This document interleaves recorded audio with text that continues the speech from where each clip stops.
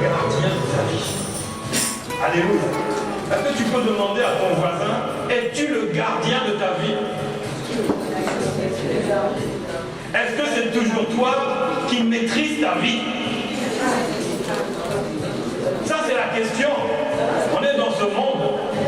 Et le monde a tendance à nous guider avec des lois. Mais est-ce que toi, tu maîtrises ta vie? Est-ce que tu es le gardien de ta vie? Est-ce que tu arrives encore à contrôler ta vie? Ou ce n'est pas des gens qui contrôlent ta vie? Est-ce que tu es libre ou tu t'es pas mis sous un joug qui te contrôle? Mais Jésus a dit, prenez mon joug, prenez mon fardeau. Il est doux et léger. Est-ce que ta vie est douce? Est-ce que ta vie est légère? Ce matin, nous allons voir pourquoi ce n'est pas toujours le cas ou pourquoi ce n'est jamais le cas. Qu'est-ce qu'il peut se passer pour que ta vie n'évolue pas? Dis à ton voisin, aujourd'hui ta vie va évoluer. Dis à ton voisin, ta vie va évoluer. Si tu ne réponds pas, dis à un autre, ta vie va évoluer. Si tu le trouves bizarre, dis à un autre, ta vie va évoluer.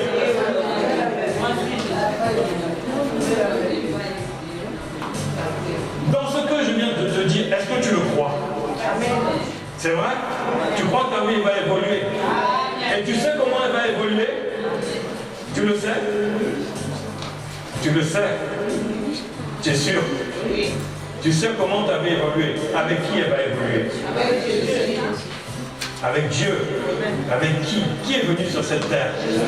Ta vie va évoluer avec Jésus-Christ de Nazareth. Il n'y a pas d'autre nom, bien-aimé, qui va te faire évoluer ta vie si ce n'est Jésus-Christ de Nazareth. Bien-aimé, Dieu a dit, quand il a fait sortir son peuple d'Égypte, je vais vous amener dans une terre promise. Est-ce qu'ils n'ont pas vu la terre promise? Certains l'ont vu. Ils étaient au nombre d'une douzaine. Mais ont-ils touché à la terre promise? Que deux. Deux qui ont vu la terre promise. Bien-aimé, toi, tu as reçu. Est-ce que tu as reçu la terre promise? Est-ce que tu étais là? Est-ce que tu étais là à cette époque? Non. Pourtant, la Bible dit, c'est un pays où coule le lait et le miel, où il y a toutes choses en abondance. Est-ce que tu expérimentes cela? Est-ce que dans ta vie coule le lait et le miel? Non, maintenant. Est-ce que le lait et le... tout coule dans ta vie? Non. Non, la vérité, non. Mais on travaille. On travaille pour attraper cette vérité-là, qui est la bénédiction de Dieu. Mais c'est dans le nom de Jésus-Christ. Bien-aimé, Jésus a donné sa vie pour que toi tu reçoives la vie du Seigneur. Et dans la vie du Seigneur se trouve le lait et le miel. C'est en Jésus. Tu n'as plus besoin d'aller voir dans le pays de Canaan. C'est terminé. Ce pays-là, il est déjà en possession. Les Israélites l'ont, les Juifs le possèdent. Mais toi, quel est le pays que le Seigneur t'a donné? Est-ce que tu manges et tu bois le lait et le miel? Est-ce que tu es heureux? Est-ce que tu ne manques de rien? Regarde maintenant. Est-ce que tu manques de rien? Celui qui a tout, qui lève la main. Qui m'en donne un peu. Oui, la vérité, c'est ça. Tout est en Jésus-Christ. Et nous approchons un peu Jésus-Christ, mais lorsqu'on a ce qu'il nous faut, Seigneur Jésus, merci. À la prochaine. Voilà. Mais c'est pas ça. Le pays où coule le lait et le miel, c'est Jésus-Christ lui-même. Si tu as mis les pieds dans la vie du Seigneur, tu seras toujours béni. Même s'il arrive des choses, mais tu seras toujours. Le Seigneur te protégera toujours. Bien-aimé, sois les gardiens de ta vie. Le message de ce matin, je vais prendre un petit peu d'habitude, je ne prends pas beaucoup de temps, mais là je vais prendre un peu de temps parce que Dieu me montre qu'il faut qu'on puisse être violent, n'est-ce pas? Il faut être violent, pourquoi? Pour frapper son voisin, alléluia! Pour faire quoi? Pour s'emparer de Jésus-Christ. Jésus-Christ est laissé sur la croix. Prenez-moi, il était cloué, il ne pouvait même plus bouger. Mais ce matin, tu peux prendre Jésus encore. Tu peux prendre le Seigneur. À travers lui, tu ne sais pas qu'est-ce qui va se passer, mais il y a des choses que tu espères. Tout est en Jésus-Christ. Tu peux dire à ton voisin, mon frère, ma soeur, tout est en Jésus. Dis-lui, tout est en Jésus-Christ. Alors, si tout est en Jésus, bien aimé, il y a deux manières d'être. Soit tu es esclave de Jésus-Christ, ça c'est mon message. Esclave de l'homme ou esclave de Jésus. Voici le message d'aujourd'hui. Esclave de l'homme ou esclave de Jésus. C'est-à-dire esclave de la parole des hommes, des comportements des hommes, ou tu es esclave de la parole de Christ qui est la vérité. Amen. Et nous allons voir cela il y aura quelques versets aujourd'hui. J'aimerais bien que ce soit un gros enseignement, mais on va faire un mini-enseignement. Parce que c'est pour que tu puisses goûter le lait et le miel tous les jours. Ce qui t'appartient, tu es éco-héritier. Et quel est ton héritage? Nous allons découvrir cela. Alors, Sœur Laure, nombre 13, à partir du verset 27. Alors, nombre, Nouveau Testament. Non? C'est où? Ancien Testament. Ah, c'est vrai. Non, c'est Ancien Testament. C'est le 4e livre de la Bible. Alléluia. Nombre chapitre 13. Alors ici, il s'agit du peuple d'Israël que Dieu a fait sortir d'Égypte. Mais est-ce que toi, tu es sorti d'Égypte? Tu es sorti d'Égypte? Est-ce que tu es passé de la mort à la vie? Est-ce que tu es ça sortir d'Égypte? Est-ce que tu es sorti d'Égypte? Oui. Alléluia. Si tu as reçu Jésus, tu es sorti d'Égypte. Maintenant, tu es où? Tu es dans le désert ou tu es dans la nouvelle Canaan? La question est là. Ma vie, comment est-elle? Regarde ta vie et tu vas te dire, mais est-ce que j'ai tout ce qu'il faut? Est-ce que j'ai le lait, le miel, les bonnes choses dans ma vie? Ou je suis toujours en tournée dans le désert alors que je suis sauvé? Voyez un peu le problème. C'est pas être sauvé, c'est fondamental. Mais Jésus a dit que tu es co-héritier avec lui. Et si tu n'as pas l'héritage, c'est que tu n'as pas encore vraiment avancé vraiment en profondeur. Que le Saint-Esprit vous conduise dans un fleuve d'eau vive qui vous amène à l'opposé où vous voulez aller aujourd'hui. Parce que le Seigneur a un plan, il a un chemin pour toi, bien-aimé. Et ce n'est pas le tien. Ça n'est pas le tien. Aujourd'hui, il y a des personnes qui vont être libérées, qui vont naître comme un cocon. Vous savez, le cocon, il y a une chenille dedans. Mais à un moment, le cocon va éclore et la vie va apparaître. Pourtant, la vie est à l'intérieur. Mais tant que le cocon ne s'est pas ouvert, on ne va pas découvrir la beauté qu'il y avait dans ce cocon. Alors, nombre 13, 27. Je lis la parole de Dieu. Voici ce qu'ils racontèrent à Moïse. Nous sommes allés dans le pays où tu nous as envoyés. À la vérité, c'est un pays où coule le lait et le miel, et voici les fruits. Mais le peuple qui habite ce pays est puissant, les villes sont fortifiées, très grandes. Nous y avons vu des enfants d'Anak.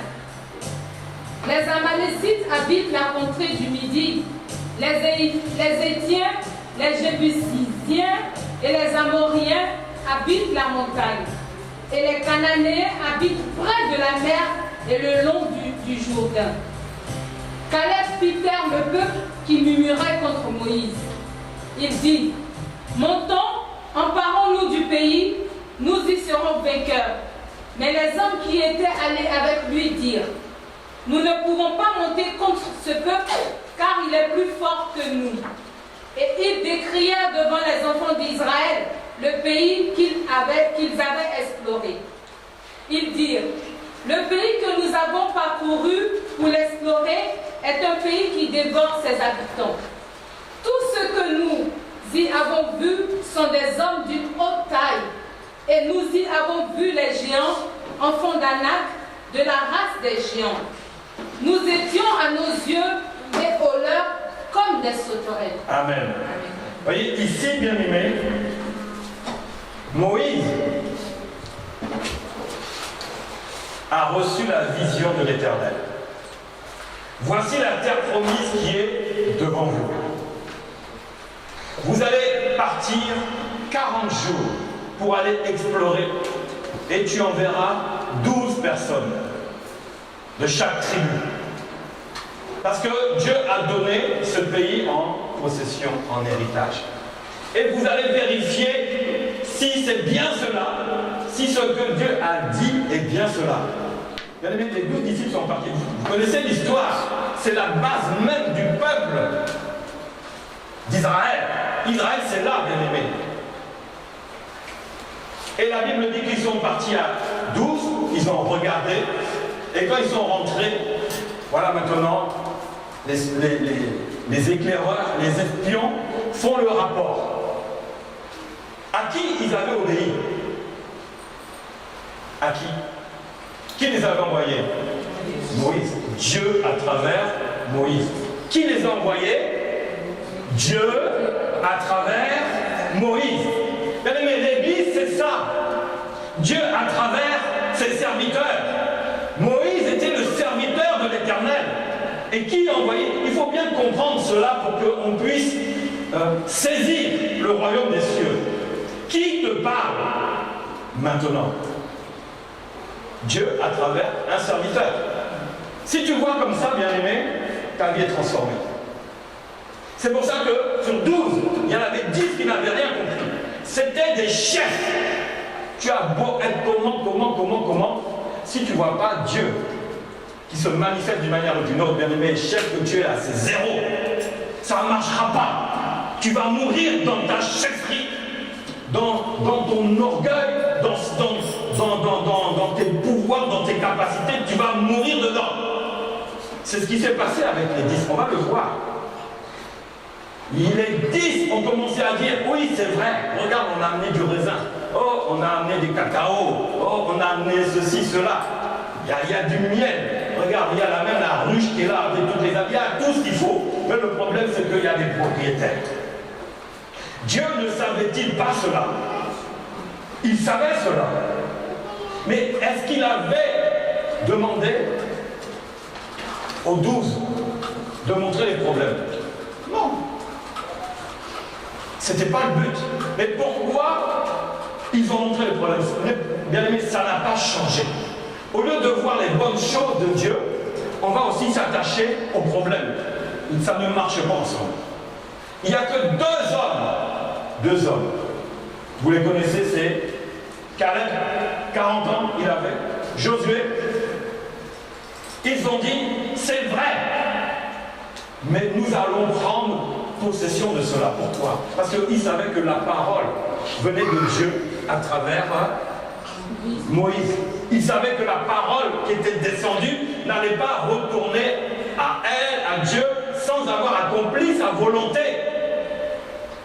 Mais au lieu de ça, il y en a 10 qui n'ont pas compris ça. Ils ont regardé avec leurs yeux physiques, avec ce qu'ils ont, leur capacité. Mais quand on regarde avec nos capacités, Dieu n'est plus dedans. Dieu n'est plus dedans. Si tu ne laisses pas le Seigneur agir dans ta vie, bien aimé, ça va être comme ça. Tu as vu, mais tu ne vas pas manger. Tu as entendu, mais tu ne vas pas attraper. C'est là le problème, bien aimé. Tu es esclave de l'homme ou tu es esclave du Seigneur? Tu es esclave de Dieu, tu es esclave de qui?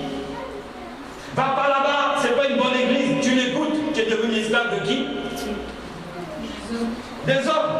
Alors que si tu étais esclave de Dieu, j'écoute. Mais moi, Dieu m'a dit d'aller là. Alléluia. Et c'est là où va couler le lait et le miel. Ne marchez pas selon les raisonnements des hommes. Ces 10 hommes-là ont pourri tout un peuple. Ils ont amené la confusion dans tout un peuple. C'est pour ça qu'il a dit, toute l'assemblée leva la voix et poussa des cris et le peuple pleura pendant toute la nuit. Si on te dit demain, cette église est fermée, le peuple va se lamenter, il va venir pleurer toute la nuit. Mais est-ce que c'était vrai? Est-ce que tu n'es pas parti voir frapper pour voir si c'est bien fermé ou ouvert? À qui tu crois? À qui, bien aimé, tu mets ta confiance? On est trop esclave des hommes. La vérité, c'est ça. Tu es trop esclave des autres. Tu te laisses guider par les autres. Alors que tu as bien commencé. Tu es sorti de l'Égypte. Jésus t'a fait sortir de la mort pour entrer dans la vie. Et dans la vie, tu acceptes d'être à nouveau esclave. Et le peuple disait, mais on était bien en Égypte, on n'avait qu'à retourner en Égypte. Ils étaient libérés et ils veulent retourner dans l'esclavage. Bien aimé, les temps n'ont pas changé. Les temps n'ont pas changé. C'est pour ça qu'il y a trop de situations qui sont bloquées. Il n'y a pas l'amour, il n'y a pas la joie dans le cœur des chrétiens, alors que cet endroit, c'est un endroit où Dieu a déversé cela, mais vous n'êtes pas capable de le saisir. Parce que tu écoutes plus un homme que Dieu. Et tu amènes tout un peuple maintenant dans la perdition. Eux, ils devaient toucher, ils devaient recevoir le pays promis, la terre promise. 10 personnes ont égaré un peuple. Bien aimé, 10 personnes ont égaré des centaines de milliers d'hommes et de femmes. Bien aimé, les temps n'ont pas changé. Ne soyez pas dans ces personnes-là. Esclaves de l'homme, esclaves de la vue. Pourtant, la Bible dit que l'homme ne marchera pas par la vue, mais il marchera par quoi? Par la foi en Jésus. La foi en Jésus, même si tu ne l'as pas touché, sache que le Seigneur va le faire dans ta vie. C'est une question de temps, c'est une question de toi-même, une question de ton engagement. Tout dépend de toi. Dieu a tout mis un programme en place pour cela. Tout est programmé. Il y a un temps pour tout. Cette église est programmée pour que tu reçoives le lait et le miel. Alléluia. Que tu sois sauvé, que tu sois guéri, que tu sois prospère. Parce que Dieu a dit à Adam et Ève, vous allez prospérer. Pourquoi tu ne prospères pas? Ah, je descends d'Adam et Ève. Oui, mais non. Maintenant, ta vie est en Jésus. Jésus a tout rectifié. Alléluia. Jésus a rectifié ta vie. Alors, il est où le problème? Bien aimé, le peuple s'était rebellé. Moïse et Aaron avaient peur. Bien aimé, les serviteurs de Dieu avaient peur du peuple parce que le peuple commençait à murmurer. Est-ce qu'ils avaient peur du peuple? Est-ce que Moïse et Aaron avaient peur du peuple? Vous ne savez pas? Ils n'avaient pas peur du peuple. Ils avaient peur pour le peuple. Ils avaient peur pour le peuple. Parce que la Bible dit que leur nom est inscrit dans le livre de vie. Tous. Mais est-ce que c'est la garantie que tu auras, que tu seras là-haut? Est-ce que c'est la garantie? Bien aimé, ton nom peut être effacé du livre de vie.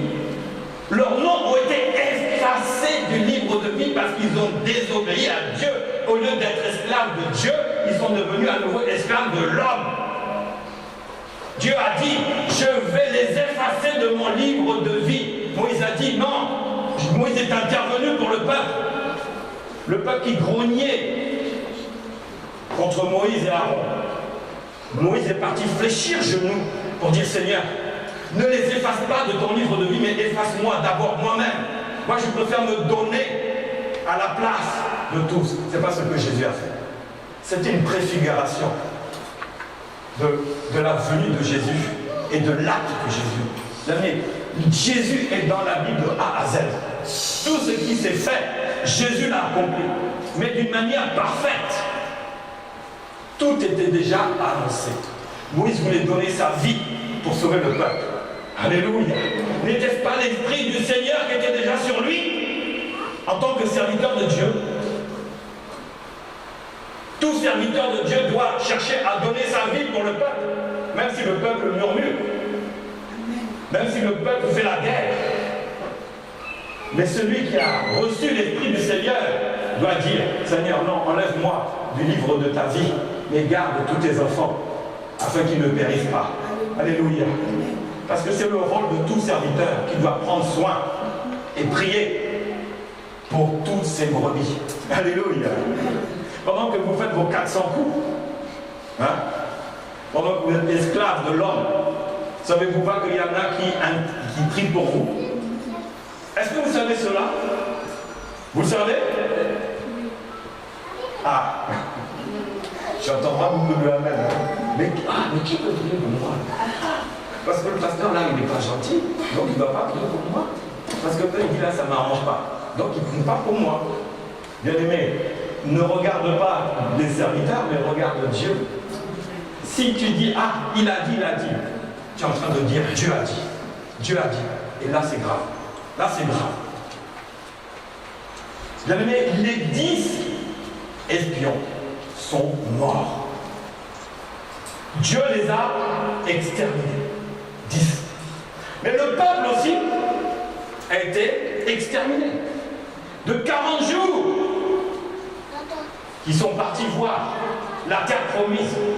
Dieu a dit, je vais vous renvoyer dans le désert. Chaque année pour un jour. Donc 40 jours égale 40 années. 40 années. 40 ans. Quand on suit l'homme, on rentre dans un désert. Tout dépend maintenant du temps. Pendant combien de jours tu as murmuré? Bien aimé, c'est ce désert-là. C'est ce désert dans lequel nous tous, sans exception, on est passé où on est encore. C'est à toi de voir. Toi, tu connais ta situation. Et moi aussi, je vois aussi les choses. Vous les reconnaîtrez aux fruits qu'ils portent. Est-ce que c'est des fruits du désert? Ou c'est sec, il y a des pleurs, les gens sont tristes, malheureux, ils boivent l'eau de Mara, des eaux amères. Ou je vois que cette personne-là, elle est nourrie au lait, au miel, aux bonnes choses. Ça se voit sur le visage. Alléluia. Si je te donne une eau bien salée, rien qu'à ton visage, je vois que tu bois de l'eau salée. Mais si je te donne du lait mélangé avec du miel et tu bois, ton visage, là, il va être radieux, n'est-ce pas? Donne ça à un enfant, tu vas le voir. Tu voulais qu'on expérimente cela? Si vous ne croyez pas, vous le croyez, n'est-ce pas? Voilà. Mais c'est comme ça. Bien aimé, ils ont tous été exterminés. 2 personnes, Caleb et Josué. Ils sont repartis dans le désert, mais Dieu les a préservés. Les autres sont tous morts. Savez cela. Pour que le péché disparaisse.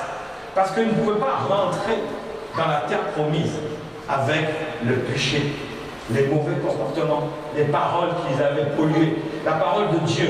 À un moment, ils étaient devenus esclaves de Dieu. N'est-ce pas? Mais à un moment, ils sont devenus esclaves de l'homme, de la parole de l'homme. Dieu ne peut pas permettre cela. Soit tu es esclave de Jésus, soit tu es esclave de toi-même, ou d'un homme, ou d'une femme, des gens qui vont contre toi. La Bible dit, toute l'assemblée parlait de lapider. Vous vous rendez compte? L'assemblée voulait lapider. Il y a des églises comme ça, ils se réunissent pour lapider le pasteur. Non, mais c'est vrai, vous avez raison de vous poser des questions. Pardon? Il y a des églises qui aimeraient lapider des pasteurs, il y a des églises, j'ai même vu, qui ont lapidé des pasteurs. Vous connaissez cela? Il y a des pasteurs qui ont fui même. Au lieu de se tourner vers Jésus, fléchir genoux, non, c'était trop. Ils n'étaient pas encore assis puissamment dans le Seigneur, comme Moïse. Moïse était un homme très patient. Ah, Moïse dit rien. Moïse, il n'y a qu'à toi que Dieu parle. Moïse dit rien. Moïse se tait. Moïse, est-ce que le seul homme par qui Dieu parle? Moïse ne dit rien. Moïse, pourquoi tu nous as mis encore dans cet endroit-là? Moïse ne dit rien. Le peuple pleure, le peuple se plaint, mais Moïse ne dit rien. Mais dans les églises maintenant, et ça arrive, tu vas voir le pasteur, il va fuir. Il va dire, Seigneur, non, ce poids-là, il est trop lourd. Tes enfants, là, c'est les tiens, reprends-les. Mais Moïse a dit, non, moi je vais les garder et je vais même donner ma vie pour eux. Vous voyez? C'est ça le bon berger. Moïse était le bon berger. Croyez-vous que les temps ont changé? Non, parce que la malédiction s'est trop installée dans l'Église. Les temps n'ont pas changé. La malédiction est descendue sur Israël. La malédiction descend encore. Les malheurs, la Bible dit, les malheurs viendront. Mais, malheur par qui? Ça viendra. Les 10 ne sont pas partis mourir dans le désert. Le peuple est parti mourir dans le désert. Mais les 10, le Seigneur les a détruits. Il les a détruits. Bien aimé, il faut craindre le Seigneur. Il faut craindre le Seigneur. Quand tu viens ici, viens ramasser une parole qui va augmenter ta crainte. Parce que la crainte, c'est comme la foi, ça fait les yo-yo. Je crains, oh Dieu, parce qu'il a agi puissamment, mais là, je le crains. Il m'a guéri d'une maladie là, je crains Dieu. Et après, le temps passe, je crains moins Dieu, je commence à faire mes... Enfin bref, je ne vais pas rentrer dans les détails, n'est-ce pas? La Bible dit, dans le psaume 1, heureux. Vous connaissez ce passage? Oh là là, on l'a tellement lu. Heureux l'homme qui ne marche pas selon le conseil des méchants. Il y avait 10 méchants. Et le peuple s'est arrêté sur ces méchants-là. Et la Bible dit, mais celui qui ne s'arrête pas sur ces méchants-là, il est heureux. Heureux l'homme qui ne marche pas selon le conseil des méchants. Le conseil des méchants, il dit, ne rentrez pas en Canaan, vous serez détruits. Ne viens pas donner totalement ta vie au Seigneur, tu seras détruit. Ne te donne pas corps et âme et esprit dans cette église ou dans une église, c'est pas bon. Ah, la Bible dit, si tu n'écoutes pas ça, tu es heureux. Tu es heureux. Qui ne s'arrête pas sur la voie des pécheurs et qui ne s'assoit pas en compagnie des moqueurs. Ça, c'est grave. Le psaume 1, là, dis donc, il y a plein de psaumes, il y a plein de jolis psaumes, mais là, Dieu commence avec un psaume vraiment qui met en garde. Qui met en garde. C'est une mise en garde pour ne pas finir dans le désert. Où tu vas, ta vie, là, ça va chauffer. Ça va chauffer. Vous savez, bien aimé, vous savez, vous qui venez beaucoup des pays chauds, reste une journée sous le soleil, pas d'ombre. Qu'est-ce qui va se passer? Tu vas cramer. Quitte le Seigneur comme ça, tu vas cramer. C'est comme le soleil qui vient dévorer. Il vient dévorer. C'est comme ce soleil-là. Plus de lait, plus de miel. La chaleur, plus d'eau, plus rien. Vie sèche, échec. On n'arrive pas à s'en sortir dans la vie. Je force. J'ai un travail. Oh, merci Seigneur, j'ai un salaire. Mais je ne vois même plus mon salaire à la fin du mois. Le soleil a fait fondre mon salaire comme quand tu mets une glace au plein soleil. Vous savez, les glaces qu'on mange, mets là en plein soleil, ça ne va pas te couler. Est-ce que tu vas manger? Tu vas finir par terre, tu vas juste manger un peu. Dans ton salaire, tu vas juste manger un peu, mais ils font tellement vite que tu n'as pas le temps de manger ton salaire. La moitié a fini par terre. C'est la terre qui a profité de ton salaire. Parce que c'est devenu un laitage. Et ça va faire pousser des plantes, mais ça ne te fait pas pousser toi. Voilà le problème, bien aimé. Je reviens encore, toute l'assemblée parlait de les lapider lorsque la gloire de l'Éternel a paru. Alléluia. Et l'Éternel a dit, je ne peux plus, non, ce peuple-là, il me fatigue. Je vais l'exterminer. Moïse a dit, mais non, Seigneur, si les Égyptiens apprennent ça, que vont-ils? Tu les as fait sortir d'Égypte pour les tuer dans le désert. Mais non, Seigneur, pardonne-leur. Voyez bien le rôle d'un serviteur de Dieu. Il parle avec Dieu lui-même. Il parle avec Dieu. Regarde tes enfants, les bêtises qu'ils ont fait. Mais Seigneur, tu ne vois pas que tu ne sais pas ce qui se passe ici. Mais tu vas le découvrir bientôt. Tu vas découvrir ce qui se passe ici. C'est pourquoi c'est que le Seigneur transforme. Il est en train d'agir, il est en train de transformer. Celui qui va mettre ça, qui va croire que esclave de l'homme, ça n'amène à rien. Ça n'amène à rien. On a été esclaves, n'est-ce pas, tous. Est-ce que quand tu as reçu Jésus, ta vie n'a pas changé? Est-ce que tu n'es pas devenu libre? Est-ce que tu n'as pas la joie? Bien aimé, c'est ça. La Bible dit, parce que mon serviteur Caleb a été animé d'un autre esprit. De quel esprit on est animé? Caleb était animé de l'esprit de Dieu qui lui a dit, non, nous allons vaincre, nous allons réussir. Bien aimé, fais violence dans ta vie. Sois animé de l'esprit du Seigneur.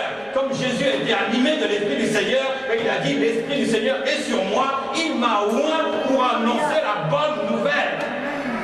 Est-ce que tu peux annoncer dans ta vie toi-même la bonne nouvelle?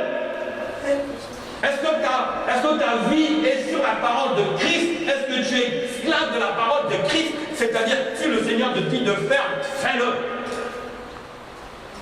Fais-le, bien-aimé. Tu seras libre. Tu seras libre. Les portes s'ouvriront. Le même salaire que tu avais, il peut augmenter. Parce qu'il y a ce qu'on appelle augmentation. Ça existe. Même dans la crise, vous savez, il y en a qui sont augmentés. Même dans la crise, il y en a que on les élève, changent de catégorie. Toi, tu es catégorie B, A, tu vas monter. Tu vas monter. Dans l'administration, c'est plutôt l'inverse. Tu es catégorie C, tu vas passer catégorie B. Là, tu montes vers la A. La A, c'est le top. Tu es comme un chef, un responsable. Quelle est ta catégorie? Tu ne sais pas qu'avec le Seigneur, Dieu change les catégories? Parce que l'Esprit du Seigneur est sur toi. Il est animé. Il a pleinement suivi la voie du Seigneur. Et la Bible dit, je le ferai rentrer dans le pays où il est allé. Lui et ses descendants, ils posséderont. L'Éternel parla à Moïse et à Aaron et dit, jusqu'à quand laisserai-je cette méchante assemblée murmurer contre moi? Voyez, bien-aimés, Dieu parle à Moïse, il dit maintenant, non. Les murmures, c'est fini. L'assemblée murmure contre moi. Moïse a intercédé. Seigneur, non. Pardonne-leur, pardonne-leur. Ils ne savent pas ce qu'ils disent. Mais Dieu disait, non, j'en ai marre des murmures. J'ai prévu des bonnes choses pour eux, et dans leurs murmures, là, ils n'obtiendront rien du tout. Je préfère les détruire que de voir mon peuple vivre dans la misère. Parce que c'était le peuple de Dieu. Amen. Est-ce que Dieu voudrait voir, est-ce que toi-même, ton enfant, tu veux le voir vivre dans la misère alors que toi, tout va bien? Est-ce qu'il n'y a pas un problème? Comme l'euthanasie qu'on entend à la télévision. Mon fils, depuis 40 ans, il est dans le coma. Je préfère qu'il meure. Ce n'est pas un débat à la télé. Même tous les médias, tout le monde s'y est mis là-dedans. Oui, mais la maman, elle voudrait que, les parents voudraient que son fils soit pareil, n'est-ce pas? Mais ce n'est pas le cas. Et Dieu a préféré éliminer ce peuple que de voir un peuple Dieu avec un peuple misérable. Mais qu'est-ce que les autres nations les disent? C'est ça votre Dieu? Vous n'avez même pas de logement, vous ne mangez même pas, vous ne buvez même pas, vous n'avez rien, vous êtes misérable. C'est ça votre Dieu. Mais Dieu ne va pas accepter cela. Dieu est le Dieu tout-puissant. Il veut que son peuple soit à son image. Parce qu'il a créé l'homme et la femme à son image. Adam et Ève ont été créés à l'image du Seigneur. Mais où est-ce qu'on voyait l'image là? Où est-ce qu'on voit l'image dans l'église encore? Est-ce qu'on voit cette image dans l'église maintenant? C'est des images de l'homme. Parce que les chrétiens sont devenus esclaves d'un homme. Même soi-disant serviteurs de Dieu. Vous savez qu'il y a des vrais, il y a des faux. Et on court plus vers les faux. Parce qu'ils sont gentils, ils sont mielleux, ils te promettent le miel, et ils vont faire des miracles, des prodiges, toi-même tu vas tomber dedans. Mais les vrais serviteurs de Dieu, ce sont eux qui vont pas, ils s'enferment une tri pour toi. Et quand tu vas voir que ta vie va changer, tu vas te poser des questions. C'est l'Esprit du Seigneur qui descend sur toi pour changer ta vie, ni plus ni moins. C'est pas la peine de chercher des choses extraordinaires compliquées. Laisse-toi faire. Laisse-toi faire. Laisse-toi guider par le Seigneur. Et la Bible dit, de même que vous avez mis 40 jours à explorer le pays, vous porterez la peine et vous passerez 40 ans dans le désert. Voilà l'histoire. De qui je suis esclave? Tu peux demander à ton voisin maintenant de qui tu es esclave. Demande de qui tu es esclave. Mais l'autre ne répond pas. Ne réponds pas, parce que si c'est de Dieu, tu peux répondre. Mais je ne suis pas sûr. Il y en a beaucoup qui sont esclaves entre les deux. Ils ont une chaîne avec Dieu, une chaîne avec le monde, et puis ils sont écartelés. Non, ça ne marche pas. Tu ne peux pas être esclave. Soit tu es esclave de Dieu, soit tu es esclave de maman. Alléluia. Mais choisis ton camp. Mais tu ne peux pas marcher esclave de l'un ou de l'autre. Non, choisis ton camp, bien-aimé. Et nous allons voir le verset de base. C'est le verset que le Seigneur m'a donné. C'est Romains 6, verset 16, et on va voir ça. Romains 6, verset 16. Et là, c'est fondamental. Et on va voir maintenant comment les choses se passent. Alors, je vais le lire, Romains 6, 16. Vous le notez, ou si vous y êtes, c'est bon. Ne savez-vous pas qu'en vous livrant à quelqu'un comme esclave pour lui obéir, vous êtes esclave de celui à qui vous obéissez. Mais ça veut dire que quand tu obéis à quelqu'un, tu deviens son esclave. N'est-ce pas? S'il te dit, viens, on va dans une boîte de nuit, et tu vas dans la boîte de nuit, tu es esclave de qui? De celui qui t'amène dans la boîte de nuit. N'est-ce pas? Romains 6, 16. Ensuite, soit, donc vous êtes esclave de celui à qui vous obéissez. Ah. Bien aimé, la Bible dit, tu seras esclave à qui tu obéis. De celui à qui tu obéis. Alors, soit du péché qui conduit à la mort, soit de l'obéissance qui conduit à la justice. Alléluia. Bien aimé, ici la Bible nous parle d'esclavage. Est-ce que tu penses que tu es esclave de quelqu'un? Ce n'est pas un piège. Est-ce que tu es esclave de quelqu'un? Oui ou non? Tu n'es pas esclave de quelqu'un. Alors pourquoi tu l'écoutes et tu fais ce qu'il te dit? C'est qu'il y a une partie d'esclavage. C'est ce qu'on appelle la semence. La semence. La semence. La semence. Et cette semence a été mise en nous et on se rend pas compte qu'on est esclave. Mais il y a quelque chose qui est en train de grandir dans notre vie et en train de transformer notre vie. Mais on ne s'en rend pas compte. On ne s'en rend pas compte. Vous voyez? Si tu marches avec un orgueilleux, qu'est-ce qui va se passer? Il est clair. La personne avec qui tu marches, tu seras comme lui. C'est vrai ou pas? Si tu marches avec un riche, tu auras quoi? Tu auras la mentalité de riche d'abord. Tu ne seras pas riche. Hein? Parce que ça, c'est matériel. Mais tu vas recevoir sa mentalité. Comment ce riche vit? Comment il fonctionne?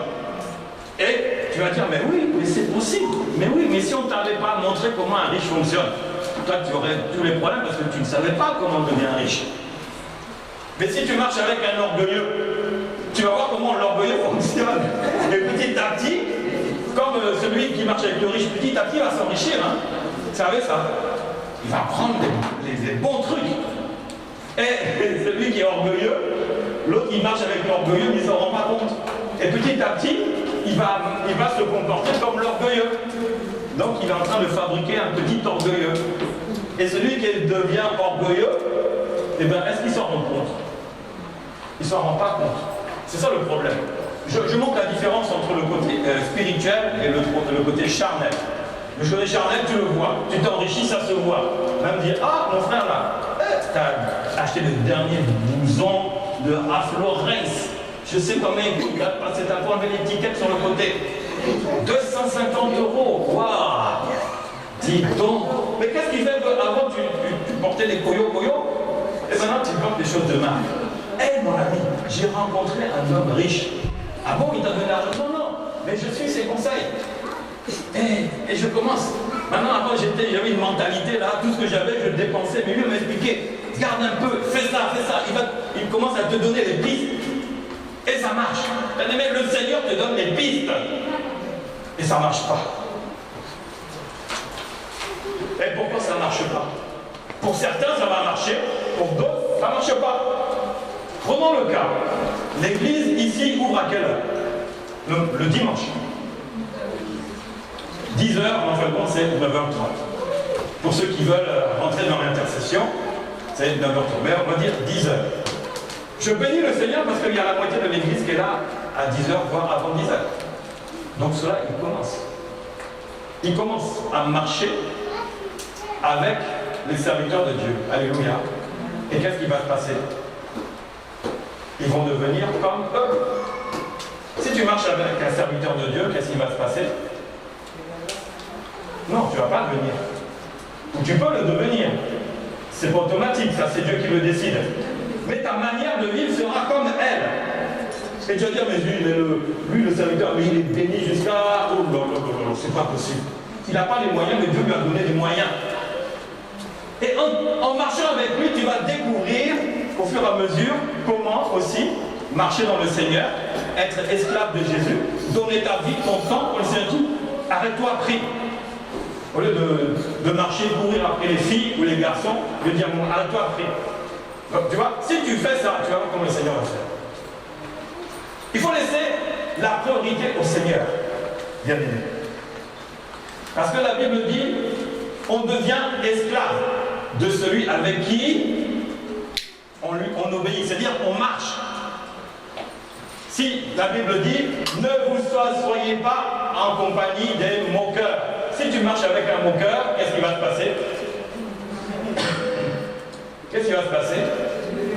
Il va commencer à te moquer aussi, alors que ce n'est pas ta nature. Bien-aimés, faites attention avec qui vous marchez. Ne soyez pas esclaves. La Bible dit heureux,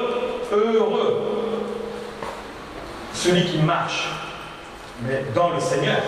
Amen. Marche dans le Seigneur, bien-aimé, c'est fondamental. Le lait et le miel sont dedans. Tout est là, ta vie changera. Et si tu marches avec les moqueurs, bien-aimé, tu vas mourir. Parce que le moqueur, lui, il sera consumé par le Seigneur, tôt ou tard, s'il ne se repent pas. Mais toi, tu vas faire qu'il reparte dans le désert.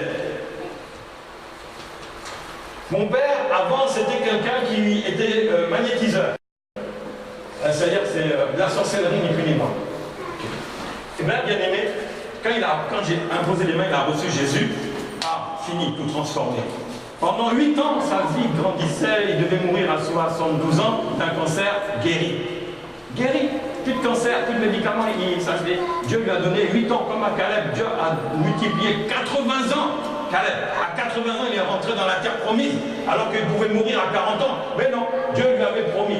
Mais quand tu reçois Jésus, tu as la promesse de la vie. Alléluia. Parce qu'il est le roi et le Dieu de la vie. Donc, il te donne déjà gratuitement la vie, mais à travers ça, il va te donner des bénédictions. Il va te donner des promesses, mais c'est toi. Oh, si tu fais rien, tu n'auras rien. Mais si tu vraiment obéis, si tu sers le Seigneur, selon qu'il te dit de faire, mais tu vas voir comment ta vie va changer. Ta vie sera transformée. Et il a obéi, son fils. Il n'a pas pu lui imposer les mains. C'est lui qui m'a fait venir sur cette terre par mes parents, mais c'est moi qui leur a fait découvrir la vie. Alléluia. Découvrir la vie. Et puis, qu'est-ce qui s'est passé? Il y a quelques mois de ça, un homme vient dans leur maison et mon père avait mal à la jambe. Et le monsieur dit, mais moi je suis guérisseur. Je dis au nom de Jésus, je te mets une huile là, spéciale. C'est des huiles essentielles. Et puis je dis, Marie, Jésus, que les anges, machin chouette de Tartampion, les oies, te guérissent. Et puis mon père, il avait tellement mal.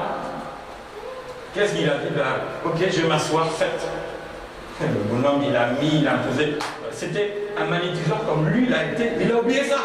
Il a oublié qu'il était magnétiseur, les guérisseurs, les toucheurs, ou chez vous qu'on appelle les marabouts. C'est pas ça? Et il a laissé un marabout lui imposer les mains. Oh, le lendemain matin, il m'appelle au secours. J'ai mal dormi, je ressens des choses là d'il y a avant longtemps, j'ai plus la paix, je suis sur les nerfs, il y a quelque chose qui ne va pas sur moi. Il dit, qu'est-ce qui s'est passé? Il m'a raconté ça. Je dis, mais qu'est-ce que tu es parti faire? Tu es devenu esclave à nouveau des sorciers, tu es esclave de Jésus, ta douleur là, ça va partir. Mais pourquoi tu es parti accepter que quelqu'un te mette les mains? Bon, j'ai dit, allez, on va prier. À 500 km, on a prié. J'ai dit, bon, j'ai fait une prière, tu vas répéter et je prends autorité. Tout était fini aussitôt. Ben oui, bien aimé. Si je suis esclave de Jésus, ce n'est pas des choses, des hommes là qui vont venir aller au-dessus. Non, j'ai l'autorité. Alléluia. Amen. Parce que c'est Jésus qui guérit. Tu dis le nom de Jésus, tu marches avec Jésus, tu crois en Jésus, tu vis avec Jésus, tu es esclave de Jésus, c'est le nom de Jésus va agir. Ce n'est pas toi, c'est Jésus qui crie, qui vit en toi. Alléluia. C'est Jésus qui vit en toi, qui va agir. Et il a agi. Et bam, c'était fini. Maintenant j'ai dit que ce monsieur va revenir. Est-ce qu'il revient? Oui, il m'a donné rendez-vous pour me vendre ses huiles essentielles. Ah bon, en plus c'est un escroc. Il vend ses produits derrière. Donc j'ai dit, quand il vient, passe-le-moi. Elle a dit, tu sais, il croit en Jésus, hein? Il croit en Jésus. Il a même été Alors ça, c'est pire encore. Ah, là, je ne suis pas sorti de l'auberge. Un démoniaque, un sorcier démoniaque, témoin de Jéhovah. Le témoin de Jéhovah croit que Jésus, c'est l'ange Michael. Hein. Vous savez ça? C'est un fils de Dieu, c'est pas Dieu le Fils. Hein. Et d'abord, c'est pas Jésus qui viendra, c'est Jésus, c'est Michael qui s'appelle Jésus. Ils ont tout falsifié, quoi. Et lui, il était dedans. Alors, grave, j'ai dit, oh, un sorcier, en plus qui détient des fausses paroles, qui a des livres, qui a commencé l'Église catholique. Bon, beaucoup l'ont fait, là, il n'y a pas de problème là-dessus. Hein, on peut évoluer. Donc, il y avait tout ça. Il dit, bon, quand il arrive, appelle-moi. Donc, il est arrivé avec sa femme, mes parents étaient là. Et puis, il m'appelle, il dit, bon, voilà, je te passe un tel. Il m'a passé un tel. Quand on a commencé à discuter, j'ai dit, ah, j'aime Jésus, parce qu'il savait, mon père a dit, voilà, mon fils, il est temps, c'est un serviteur de Dieu, donc prends-le et il va te parler, et puis nous, on espère que tu ne seras plus esclave de ces choses-là, mais tu vas devenir esclave de Jésus. Ah, j'ai parlé, j'ai dit une parole, et un tombé. Comme ça, au bout du téléphone, quelqu'un qui pleurait, je dis, oh. Et puis sa femme derrière aussi, les deux en train de pleurer à 500 km de distance au téléphone, en train de fondre en larmes. Parce que j'avais dit des paroles, je leur ai annoncé que le royaume des cieux, c'est Jésus-Christ de lui-même et pas tout ce qu'il y a autour. Et puis, après je reprends mon père, il dit, mais tu ne peux même pas voir. Mais les deux là, on aurait dit des bébés, ils pleurent, on ne peut même plus les arrêter, ils se prenaient au moral, tout le monde pleurait dans la maison. La délivrance est opérée. Oh, alléluia. Avec Dieu, il n'y a pas de distance. Bien-aimé, si tu es esclave de Jésus, alléluia, tu es libre. Libre, c'est-à-dire que ton esprit n'est pas bloqué. Ton esprit n'est pas soumis à des esprits diaboliques. Et ton esprit est libre pour aller impacter à 500 km de distance. Trop d'esprits sont bloqués actuellement. Tu peux libérer cela. Tu peux libérer la puissance de Dieu qui dort en toi. Parce que la puissance de Dieu, elle est en toi. Alléluia. La Bible dit, si je vis, ce n'est plus moi qui vis, c'est Christ qui vit en moi. Est-ce que tu vis? Est-ce que tu vis dans le désert? Ou est-ce que tu vis avec le lait et le miel? Dans la Canaan, dans la Jérusalem céleste, est-ce que tu as déjà mis tes pieds dedans? Bien aimé, si c'est le cas, parle où tu veux. Va parler à 6000 km à Abidjan, ou dans un à Toubouctou, n'importe où, bien aimé, tu vas voir ce qui va se passer. Ils n'ont pas besoin d'aller voir un marabout, quelque chose, ta parole va les impacter. Ils seront guéris sur le champ. Parce que ta parole, elle est vie, elle est esprit de vie. Elle est l'esprit du Seigneur sur toi. Et elle va détruire toutes les œuvres. Bien aimé, cette parole même, elle peut agir déjà si tu veux aujourd'hui. Elle peut détruire tout. Tu peux être libre. Tu dis oui, je suis libre, je suis réellement affranchi. Oui, mais tu le dis en Jésus, mais est-ce que tu l'es réellement? Si je te dis on se trouve ici à 20h30, est-ce que tu seras là à 20h30? Oh non, non, pasteur, on a pris de 10h à 13h. Pourquoi tu veux qu'on revienne à 20h30? Oui, mais c'est Dieu qui m'a dit pour toi. Ah, ben on verra demain. Tu n'es pas libre. Tu n'es pas libre. Pourquoi? Parce que toi, monsieur, tu suis la Coupe du Monde de football. Ah, ton équipe, tu choisis quoi? Parce que moi, je suis le match de football, et d'ailleurs, c'est moi, je suis comme l'entraîneur. Vous connaissez l'entraîneur de l'équipe de France? Comment il s'appelle? Les hommes. Didier Deschamps. Et bien quand il y a le match de l'équipe de France qui se passe, il y a 50 millions d'entraîneurs. On est tous des Didier Deschamps. Moi, je n'aurais pas pris celui-là. Est-ce que tu l'as pas dit une fois? Moi, j'aurais pris non. Et toi, tu es devenu entraîneur. Tu vas même te moquer de Didier Deschamps parce qu'il a perdu. Si j'avais été à sa place, l'équipe de France aurait gagné. Mais dans tous les matchs, c'est comme ça. Nous, on se prend pour des entraîneurs. C'est vrai ou pas? On est tous comme ça. Toute la bouche là, c'est pas possible. Ça va être capable d'entraîner la plus grande équipe du Brésil. Ah, non. Mais bien aimé, ça c'est pas grave. Même si tu te moques d'eux, il ne se passera rien. Mais bien aimé, si tu commences à te mettre à la place d'ici, toi tu deviens l'entraîneur, le pasteur ou le ministère alors que tu n'es pas. Et tu commences à dire, non, dans l'église là, tu es comme un entraîneur d'une équipe de foot, mais remplace l'équipe de foot par l'église. Dans cette église là, ça ne va pas. C'est pas comme ça que ça doit marcher. Je ne suis pas d'accord. Ce qu'ils font là, c'est pas bon. Pourquoi il a fait ça? Pourquoi ceci, cela? Et tout le monde parle. Tu es entraîneur de l'église de Jésus-Christ.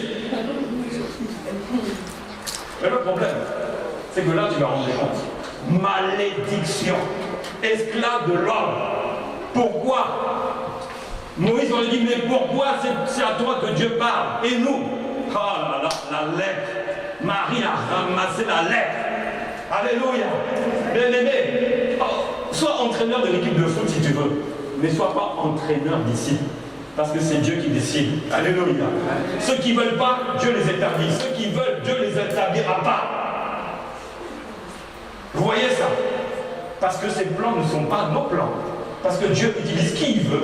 Il sait comment amener le salut. Il sait comment amener l'onction, les bénédictions, la vie éternelle. C'est fondamental. Il ne va pas mettre un faux devant parce qu'il ne se passera rien. C'est les vrais qui mettent devant. Amen. Et les vraies églises, malheureusement, il n'y en a pas des millions. Il n'y en a pas des milliers. Il n'y en a pas des centaines. Elles ne sont pas nombreuses. Parce que vous les reconnaîtrez au fruit qu'elles portent. Non, bien-aimé, la vérité, c'est la vérité. Ça te fait mal, gloire à Dieu. Ça te fait du bien, gloire à Dieu. Tu es déjà dedans. Mais que le Seigneur change ta vie totalement. Que le lait et le miel, ça soit pour toi. Même aujourd'hui, je prends un peu le temps. Mais bon, on va avancer quand même. Bien-aimé. Il faut que tu aies l'avantage sur ceux qui te jugent. Comment tu ne vas pas avoir l'avantage sur ceux qui te jugent? Plus Dieu t'élève, plus tu es jugé. C'est vrai? Regardez François Hollande.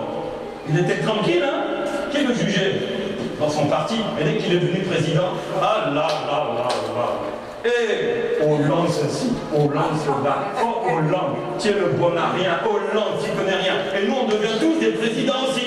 Amen. On est capable de remplacer Hollande. Hollande, à ta place, j'aurais fait ça. Hollande, à ta place, j'aurais fait ça. On se met trop des affaires des autres. Amen. Alléluia. Amen. Ne te mêle pas des affaires des autres. Laisse Hollande hollandiser le pays. Oh. Même s'il tombe, laisse-le tomber, c'est pas grave. Il n'est pas avec Dieu. S'il était avec Dieu, bien aimé, ça serait différent. Mais Jésus a dit, mon royaume n'est pas de ce monde. Et Dieu ne s'occupera pas de ce qui se passe là, des autorités de ce monde. Ça veut dire que toi aussi, ne t'en occupe pas. Hollande a dit, ok, moi je vais vous dire une chose. Ma bouche, ma voix, mes pensées appartiennent à Dieu.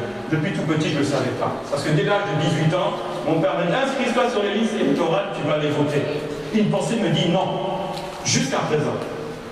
Là, je ne connais pas. C'est pas normal. Parce que je dois participer, mais mon Dieu a mis à part. Désolé. On n'est pas tous mis à part. C'est clair. Parce que si on était tous mis à part, il n'y aurait même pas de vote. Personne n'irait voter. Il y en a qui peuvent voter, il n'y a pas de problème. Mais quand Dieu a mis à part Moïse, il n'était pas avec le peuple, n'est-ce pas? Il était avec Dieu. J'ai compris que pendant toutes ces années, je n'ai jamais voté. On me dit, mais toi, tu n'es pas un bon, citoyen, tu n'es pas civique.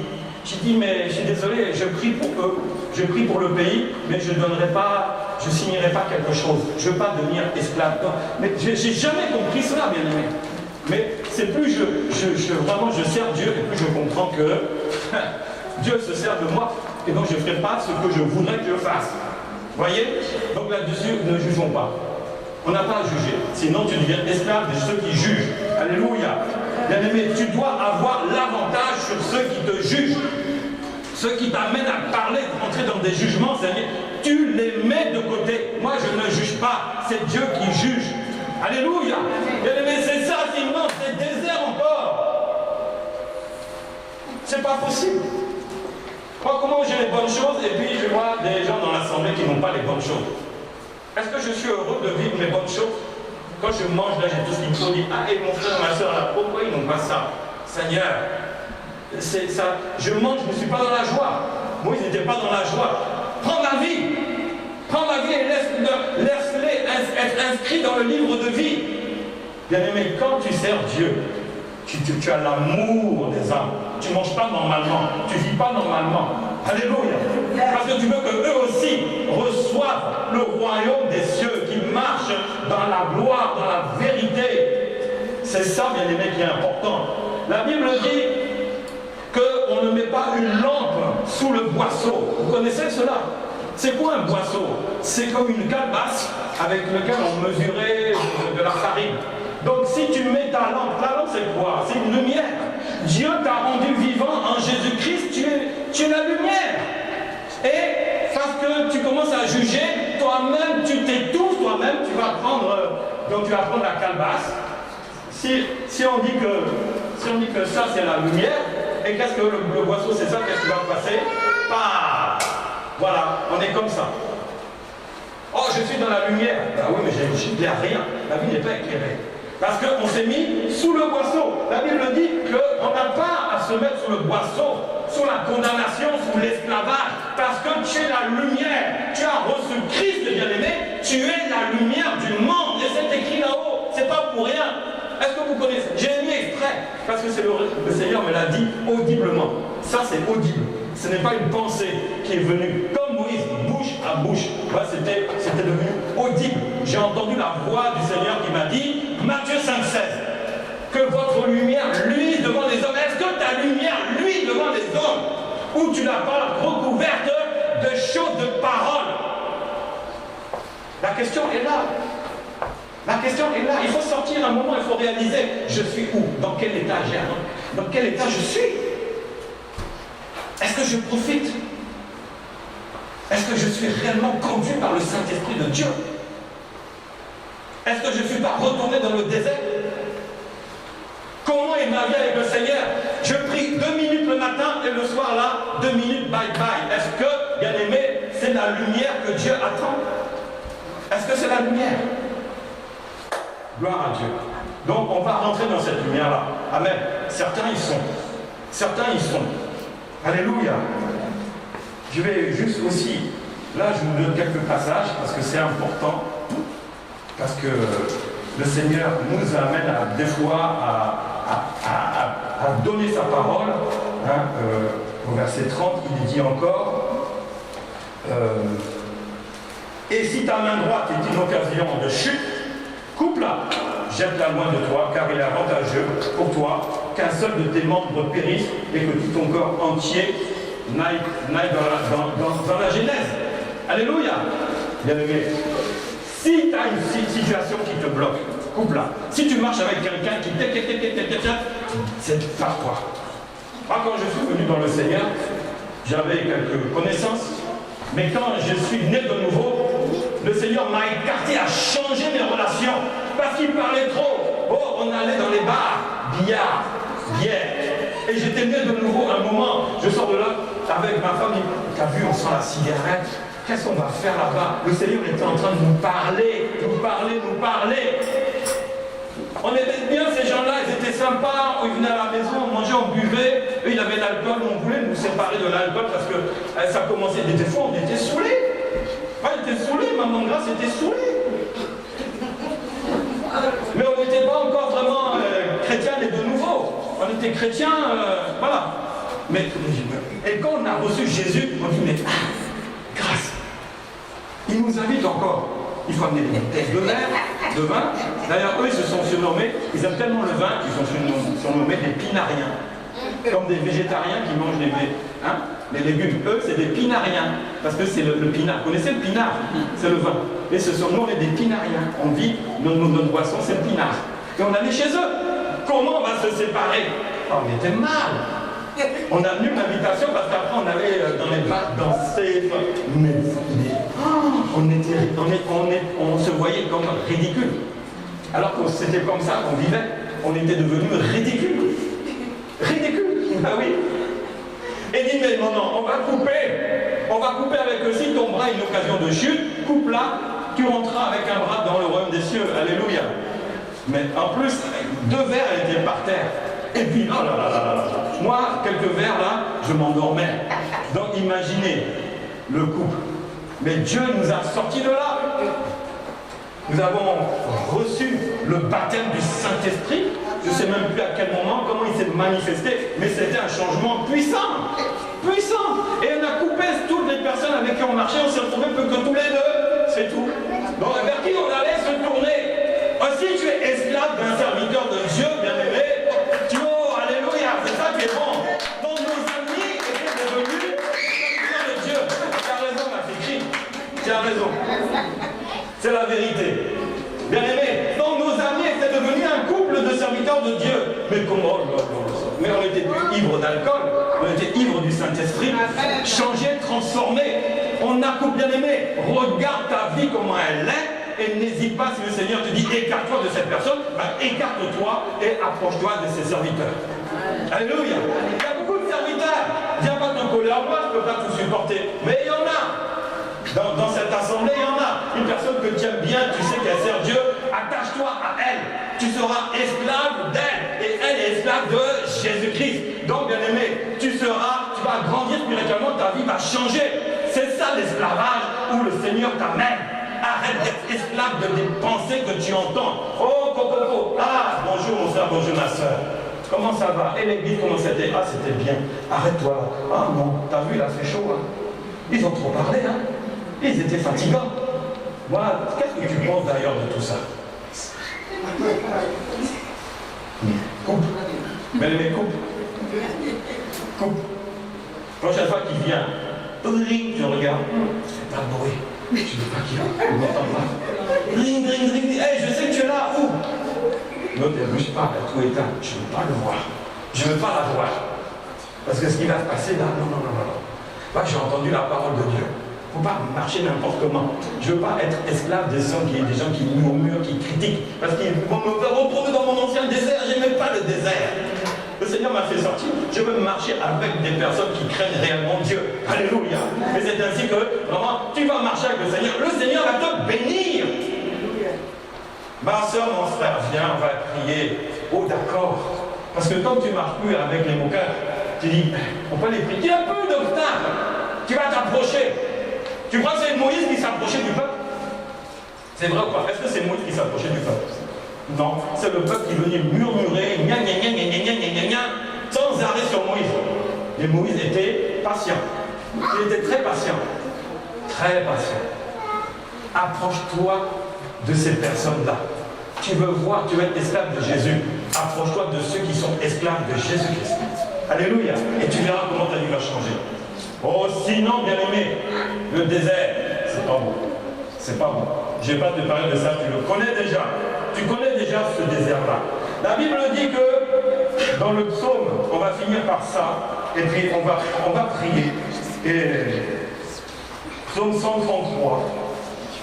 Psaume 133 dit au verset 1,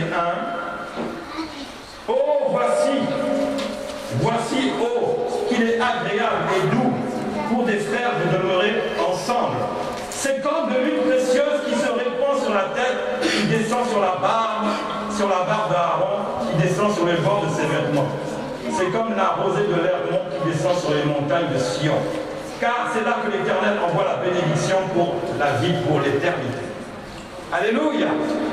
Bien-aimé, la Bible dit qu'il est doux et agréable de demeurer ensemble. Si c'est doux et agréable, quelles sont nos paroles qu'on dit? Est-ce qu'on est un même cœur? Est-ce que mon cœur est déjà transformé pour dire que, mon frère, je vais demeurer avec toi, ça va être doux et agréable, on va passer un moment merveilleux, le Saint-Esprit va nous conduire et puis l'amour va se répandre. C'est ça ce que le Seigneur demande. C'est ça, être esclave de Jésus-Christ. Alléluia. Jésus s'est rendu esclave de la parole annoncée dans tout l'Ancien Testament pour te donner la vie en abondance, pour que tu sois heureux, pour qu'il ne te manque de rien, pour que tu sois béni, pour que Dieu se serve de toi, pour que tu serves Dieu. Alléluia. Mais bien aimé, il a dit, il faut que on soit ensemble. Ensemble. Bien aimé, je vais te dire, il faut arrêter de tourner en rond. On est sorti d'Égypte, on tourne autour de l'Égypte. À un moment, il faut sortir de là. Alléluia. Mais bien aimé, ce n'est pas la parole de Dieu. C'est la parole de Dieu qui va te libérer. Ce soir, tu peux dire, on va fermer la Bible maintenant, et tu vas confesser le psaume 33. J'ose même pas vous dire, bien aimé, de faire un pardon publiquement. Pourtant, la Bible dit, pardonnez-vous les uns les autres. Pourquoi? D'abord pour ce que tu as dit, pour ce que tu as fait. Mais es-tu capable? Quelqu'un peut venir là demander pardon? Est-ce que quelqu'un peut le faire? Alléluia. Ah, ma soeur, viens, si tu peux. Mais c'est une grande délivrance. C'est une guérison puissante. Pardonnez-vous les uns les autres comme je vous ai pardonné. Vas-y, ma soeur. Je suis arrivée au temps de placement. Et je suis rentrée. J'ai entendu des choses. Et j'ai dit, Seigneur, retiens mon cœur. Je ne veux pas juger les gens. Que ça soit que j'ai entendu. Et ce que j'ai vu. Mais je ne vais pas juger. Donc, Seigneur, je suis restée dans le cœur. Il y a eu des gens. Ce roman n'a pas été content. Alors que j'ai dit que je ne juge personne. Je demande pardon. Je vous demande pardon. Alléluia.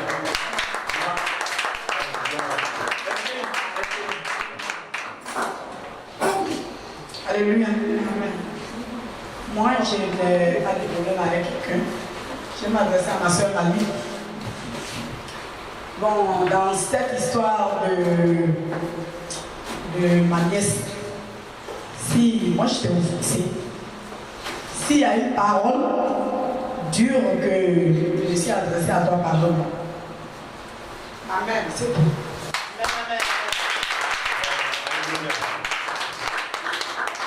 Est-ce qu'il y a une personne aussi qui... Mais c'est une grande délivrance. Alors tu ne le fais pas, mais au moins prends en considération cela. Même si tu rentres chez toi, enferme-toi dans ta chambre et prie ton Dieu qui va t'entendre. Seigneur, je te demande pardon. Je me suis laissé influencer. Mais Seigneur, je veux revenir à toi. Pardonne-moi. Et je demande pardon à tous ceux que j'ai pu mal parler. Mon frère.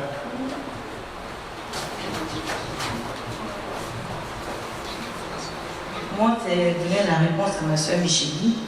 Moi, je n'ai rien contre Micheline. Je t'ai toujours dit, la première fois que toi et moi, on a eu des prises de j'ai regretté ce jour-là parce que ça ne valait pas la peine. Ça ne valait pas la peine. On est tous dans le but de rendre service. Dans cette église, quand quelqu'un a mal, n'a rien à manger, qui ne sait pas où partir, si tu peux rendre service, tu rends service. Moi, je m'en moque des choses de la vie. Si j'ai rendu service, parce que toi, tu penses que c'est pas ça, peut-être que Dieu t'a révélé d'une autre manière et que tu es venu demander pardon. Moi, je te demande pardon pour te dire que j'ai rien contre toi, j'ai rien contre toi. Après, on est le mardi dernier, le lundi dernier. C'est à toi que j'ai fait ma commission, c'est toi qui m'as rendu service. Je n'ai rien contre toi parce que tu n'es pas orgueilleuse, tu n'es pas gonflée. Tu dis les choses telles qu'elles sont. Amen. Amen. Le minimum, c'est... Voilà.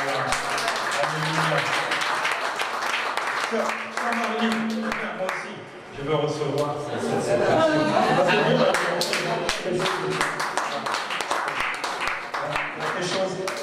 J'ai dit quelque chose ce matin, c'était toi. Mais tu ne savais pas, parce que c'est noyé dans plein de paroles. Mais c'est ce qui se passe. Ce que Dieu m'a montré, c'est ce qu'il vient de faire. Et je suis dans la joie parce qu'on en parle. Est-ce qu'il y a une autre personne? Parce que bien aimé, tu passes de la mort à la vie. Tu passes du désert à Canaan. Alléluia. Alléluia. Amen. Moi, je n'ai pas grand chose à dire, mais ça s'est bien passé. Non, comme papa a dit, celui ou celle qui a quelque chose à dire, qu'il vienne ici pour parler. Je ne veux pas que quelqu'un retourne chez lui avec un petit truc. Donc une personne en profite de ça pour dire voilà ça. Parce que moi, quand je viens, je danse. Après, je sors, je m'en vais, mais il y a des trucs que j'attends dans l'église. Moi, je n'ai pas envie de parler. Mais les gens n'ont pas venu parler ce qui est dans leur cœur. Et puis, ça continue. Parce que moi, je ne chante pas, je ne sais pas chanter. Les gens qui chantaient, qui montaient là, ils ne chantent plus, je ne sais pas ce qui se passe. Donc, ils n'ont pas venu enlever ce qui est dans leur cœur. Et puis, bon, ça continue. Alléluia. Moi, c'est tout ce que j'ai envie. Alléluia. Oui. La servante de Dieu aussi a quelque chose à dire. Oh là là. C'est pour moi? Ah non, on se voit à la maison, hein? Je bénis le Seigneur. Je dis si je t'attrape, tu vas mais je t'attrape. Non, c'est pas pour toi. Je ne me permettrai pas que tu sois béni. Pardonnez-moi pour avoir dépassé l'heure. Non, je vais dire par rapport à ce que maman a parlé. Ce que tu as dit, c'est très bien. Mais ce que l'homme de Dieu a dit, il dit, si tu veux demander pardon à quelqu'un, c'est pas pour dire, quelqu'un m'a fait ça, m'a fait ça, m'a fait ça. Non, si c'est toi qui veux dire, pardonne-moi. Ce n'est pas pour venir, pour dire qu'on va, ah, toi tu m'as fait, toi tu... Non, non, non. Si tu en as gros sur ton cœur, tu viens voir l'homme de nous, tu vois la personne, garde ça pour toi, nous n'avons pas besoin de ça. Mais maman, sois bénie en tout cas, c'est une bonne chose que tu viens de soulever, mais le but d'aujourd'hui, ce n'est pas ça. Aujourd'hui, le but, c'est que c'est toi qui vas dire, moi, maman, je te demande pardon, papa, je te demande pardon, parce que. C'est ça le but. Sinon, les gens qui chantent avant ou qui ne chantent pas, non, ça c'est moi je dis souvent, le pourquoi et le comment appartient à Dieu. Personne n'est personne n'a établi, même pasteur ou prophète, personne n'établit personne. Il dit, depuis dans le ventre de ta mère, je t'avais déjà consacré. Donc, celui qui chante ou celui qui veut, tu peux voir quelqu'un peut bien chanter demain, je ne sais pas. Quelqu'un il prêche demain, il prêche. Vraiment, ça c'est vraiment les choses de Dieu. Il ne faut pas qu'on se mette des choses comme ça. Ça c'est les choses de Dieu. Donc, Dieu vous bénisse. Maman, sois bénie vraiment. Dans la maison de Dieu, on est libre. Tu as dit ce que vraiment toi tu avais dit. Tu n'es pas retourné ça chez toi, c'est bien. Mais ne tenez pas compte de cela. Pour aujourd'hui, c'est ce que l'homme de Dieu a prêché. Tenons compte de ce que l'homme de Dieu a dit. Alléluia. Ce que Dieu nous demande de faire, c'est tout ça. Être esclave de Dieu, esclave de l'homme, c'est pour pardonner. Se pardonner les uns les autres. Si les 10 espions avaient demandé pardon à Moïse, il n'aurait pas été détruit et le peuple n'aurait pas fait 40 ans dans le désert à être détruit. C'est fondamental. Tous ceux qui sont venus là, je peux vous dire que votre vie est débarrassée d'un poids énorme que vous ne pouvez même pas imaginer. C'est une grande victoire. C'est pas facile de se mettre devant. Moi j'ai déjà plusieurs fois expérimenté ça devant vous pour vous montrer l'exemple, mais vous ne réagissez pas. Moi-même je viens des fois confesser des choses. Je suis pasteur, certes, peut-être, mais même je viens confesser cela. C'est pour vous montrer l'exemple. Jésus a été rentré dans le baptême de l'eau pour montrer l'exemple. Jésus a toujours montré l'exemple dans tout ce qu'il fallait faire, même si ce n'était pas au niveau de Jésus, même si ce n'est pas à ton niveau, montre l'exemple. Alléluia. Ça c'est fondamental. Maintenant, je vais terminer avec ça. Parce que montrer l'exemple c'est une chose. Mais s'attacher à Dieu à travers l'église c'est une autre chose. Ça fait longtemps que Dieu m'avait montré que cette église serait ouverte tous les jours. Parce que pour que tu puisses vivre aussi la gloire du Seigneur dans ta vie, pour que tu sois à Canaan, il faut que les portes de Canaan soient ouvertes, n'est-ce pas? L'église sera ouverte tous les jours. Tous les jours. Dieu m'a montré ça depuis longtemps. Et je suis là depuis 2 à 3 mois, tous les soirs ici. Et le Seigneur, on a discuté avec quelques frères, que je retrouve là le soir dans la prière. Vous savez, ici, c'est un lieu où la prière, là, quand vous rentrez, mais vous ne voyez pas la nuée qu'il y a, mais il y a une nuée. Il y a la nuée de l'Éternel qui est là. Et il y a des frères qui prient. Et puis, je discutais, lui, mais non, je crois que c'est le temps maintenant que l'église soit ouverte tous les jours. Ce n'est pas toutes les églises qui ont la chance d'avoir une salle. Il faut le reconnaître. C'est une bénédiction. Mais la bénédiction, il faut la partager. Il faut la partager, n'est-ce pas? Donc, vous savez, on est... Bon, je vais vous dire. Tous les lundis soirs, il y a un groupe d'intercession ici jusqu'à 20h30. Dès qu'il termine, j'arrive. La salle sera ouverte de 20h30 à 21h30 pour prier ensemble. Celui qui veut venir prier, qui veut quitter sa maison pour se recueillir, c'est libre. On prie ensemble, je peux prier pour toi, tu as un problème, je peux prier pour toi. Tu peux venir dans l'église pour prier toi-même pour toi, tu veux te mettre au coin, tu veux t'enfermer où tu veux, rentre, prier devant ton Dieu. C'est ça, on ouvre ça maintenant parce que ta vie va être transformée. Si tu t'attaches à celui qui est esclave de Jésus, toi-même, tu vas devenir esclave de Jésus. L'esclavage qui te bloquait, ça va partir. Mais c'est par des actions comme ça. Donc, lundi soir, je vais afficher ça. Et vous tous, vous allez recevoir cette feuille-là. Le mardi, 20h15 à 21h30, c'est des cours bibliques, gratuits, ouverts à tous. Venez, parce que là, vous avez eu un petit morceau comme d'un cours biblique. Mais je n'ai même pas prié pour vous. Parce que le mardi, il y a la parole et l'imposition des mains, et on voit que la puissance de Dieu se manifeste. C'est extraordinaire. On est arrivé dans un niveau spirituel là, que même le dimanche là, on ne peut pas comparer. Le mercredi, c'est une journée à part, c'est fermé. Parce que là, il y a une réunion spéciale pour les serviteurs. Donc le jeudi, priez encore, 20h30 à 21h30, 1h. Vous pouvez venir encore. Je serai là. C'est toujours moi qui sera là. Le vendredi, ben, c'est le culte d'intercession, 18h45 à 20h45. Prière encore. Le samedi, 18h à 19h30, là c'est la répétition de la courage. Quand il prie, vous pouvez même venir avec vous prier, il n'y a pas de problème. Ici c'est libre. Mais ne le dérangez pas quand il répète. D'accord? Et le dimanche, alors à partir de 9h30 jusqu'à 13h, c'est le culte d'adoration, c'est ce que nous faisons. Mais le soir, j'ouvre encore la salle. À 20h30 jusqu'à 21h30, tu veux prier, tu n'as pas eu le temps de prier. Aujourd'hui, as-tu eu le temps vraiment de prier? Mais tu as permis cela pour que tu reviennes ce soir pour prier ensemble. Vous voyez? Dieu m'a dit de mettre des temps de prière tous les jours.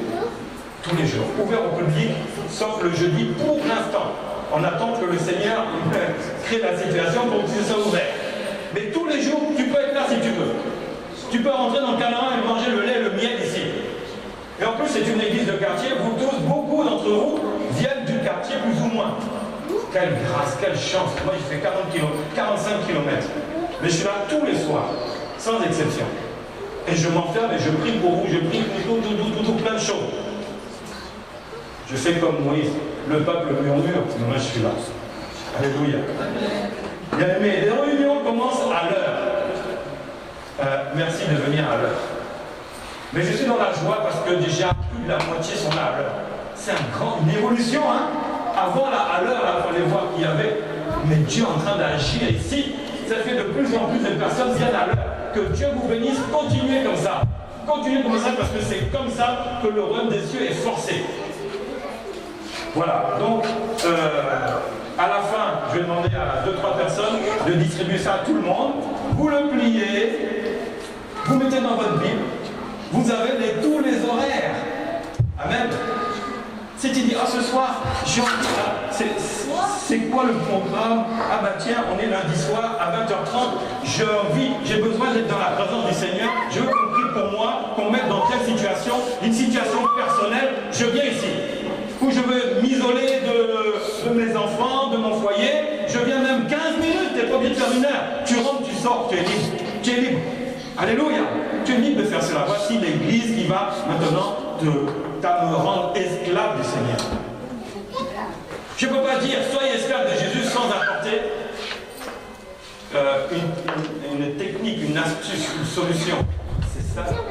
C'est ça là. Mets le Seigneur en priorité dans ta vie. Surtout toi qui habites le quartier. Franchement, tu es béni, tu es déjà béni. Voilà, que le Seigneur vous bénisse. Acclamons, on va dire merci au Seigneur. On va se tenir debout.